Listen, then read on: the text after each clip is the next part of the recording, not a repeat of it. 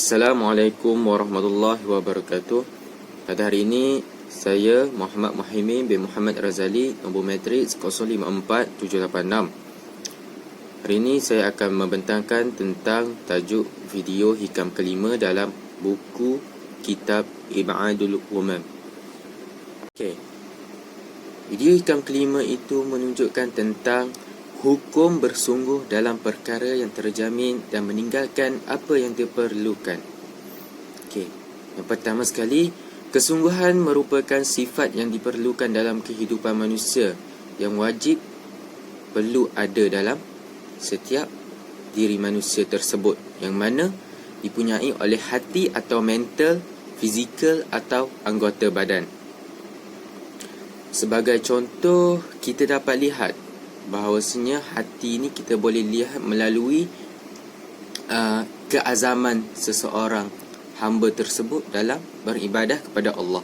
Selain itu, fizikal pula kita dapat lihat melalui perbuatan atau tindakan yang dilakukan seseorang hamba itu dalam melakukan ibadah kepada Allah.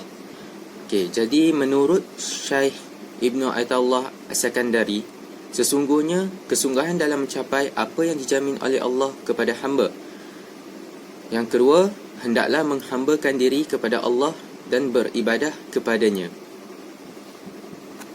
Jadi, kita sebagai manusia hendaklah sentiasa bersungguh-sungguh atau berusaha dalam mencapai redha Allah supaya kehidupan kita terjamin.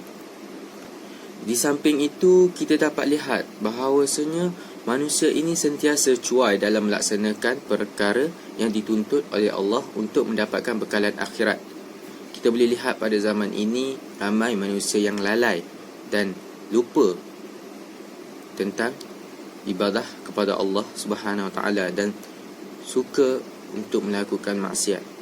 Moga-moga kita dijauhkan daripada perkara-perkara yang buruk dan sentiasa dilindungi oleh Allah Subhanahu Wa Taala. Baiklah, slide seterusnya ini menerangkan tentang jenis pandangan. Okey, pandangan yang pertama ialah pandangan dengan mata hati, melihat makna kewujudan Allah atau perkara-perkara seni yang membuatkan diri kita sentiasa bersyukur kepadanya. Pandangan yang kedua ialah pandangan dengan mata zahir, iaitu melihat benda-benda yang kasar. Okey, selain itu, apabila kuatnya ibadah seseorang hamba kepada Allah Subhanahu Wa Taala, maka kuatlah mata hati hamba tersebut di samping menguasai mata zahirnya kerana selalu diisi dengan kebenaran atau keindahan. Okey, sebagai contoh yang saya bawakan ialah apabila melihat pokok atau alam dengan mengagumi kebesaran Allah Subhanahu Wa Taala, maka akan mencantikkan mata hati kita di samping dapat menguasai mata zahir. Jadi di sini dapat saya ringkaskan bahawasanya apabila kita melihat sesuatu yang baik atau sesuatu yang indah, nescaya mata zahir kita akan terlihat dengan baik. Dan apabila kita melihat perkara-perkara keburukan atau kelalaian, maka pastilah mata zahir itu juga akan buruk. Jadi Allah Subhanahu Wa Taala boleh menghendaki seseorang untuk melihat perkara zahir sahaja tanpa mengingati pandangan hati. Samping itu, sekiranya mata hati bercahaya dengan makna iman, keyakinan sudah pasti kamu akan bersungguh-sungguh dalam melaksanakan perkara yang dituntut oleh Allah Subhanahu Wa Taala untuk mencapai keredaannya dan tidak sedikit pun melakukan kecuaian serta menjauhkan diri daripada Allah Subhanahu Wa Taala.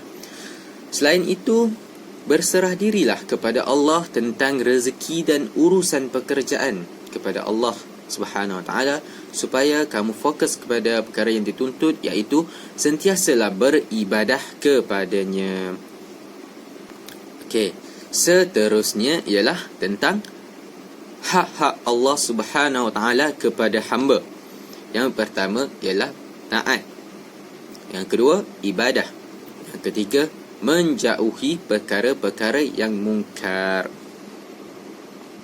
Okey, slide yang kelima ialah tentang Satu ayat yang saya petik daripada Al-Quranul Karim, iaitu daripada surah Az-Zariyat ayat ke-56, ialah وَمَا خَلَقْتُ الْجِنَّ وَالْإِنسَ إِلَّا لِيَعْبُدُونَ.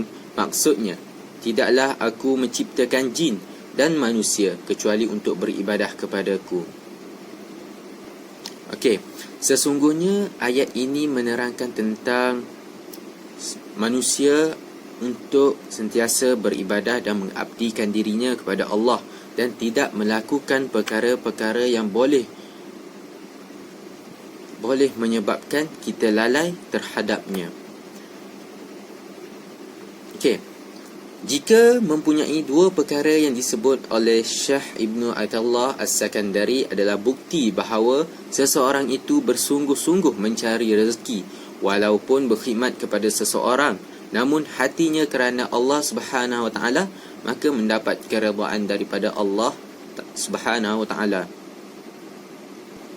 Jadi di sini saya nak katakan bahawasanya pentingnya peranan kita dalam melakukan sesuatu kerja itu kerana Allah. Kerana Allah. Sebab apa? Sebab apabila melakukan kerja kerana Allah, insya-Allah semuanya berjalan lancar dan dipermudahkan. Okey. Selain itu, jika seseorang bersungguh-sungguh dalam mencari rezeki Allah Subhanahu Wa Taala tetapi cuai dalam melakukan perkara yang dituntut Allah, maka mata hatinya menjadi kelam sehingga menjadi buta kekufuran. Moga dijauhkan daripada perkara tersebut.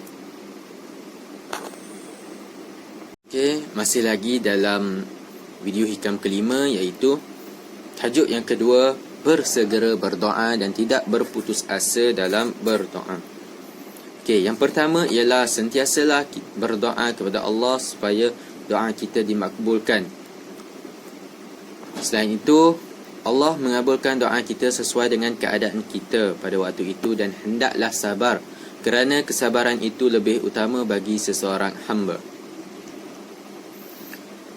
Yang ketiga ialah masing-masing mempunyai ketentuan yang telah diaturkan oleh Allah Subhanahu Wa Taala.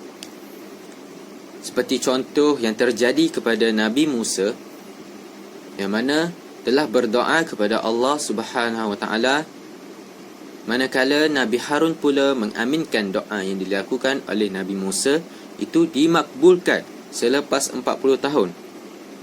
Sesungguhnya kita dapat lihat doa seorang hamba akan dimakbulkan seperti yang Allah kehendaki pada waktu tersebut.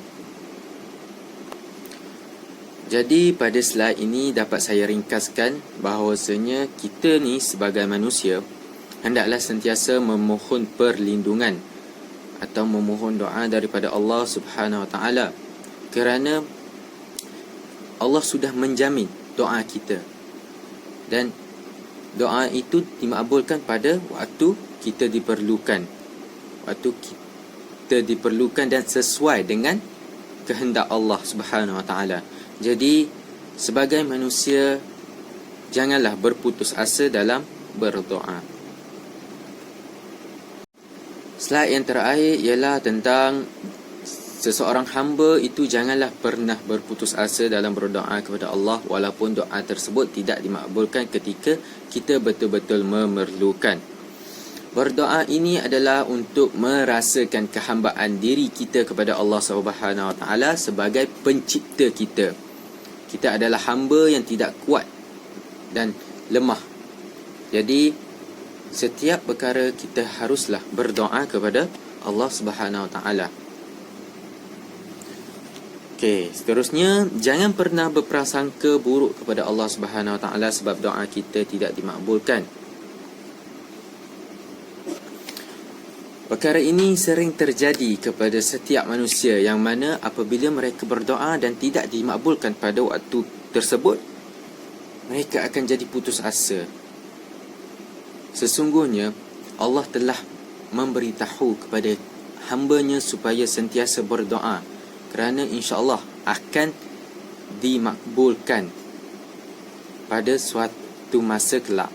Jadi kita sebagai manusia tidak perlulah untuk su'uzon kepada Allah Subhanahu Wa Taala, kerana Allah Subhanahu Wa Taala lebih mengetahui keadaan kita. Jadi yang terakhir, sesungguhnya Allah Ta'ala telah menjamin doa kita sama ada untuk kebaikan dunia dan akhirat, kerana Allah itu mengetahui apa yang terbaik kepada hamba-Nya, seperti yang saya sudah cakap pada yang ketiga tadi.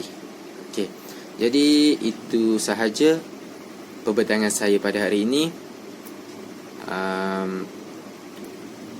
Assalamualaikum warahmatullahi wabarakatuh.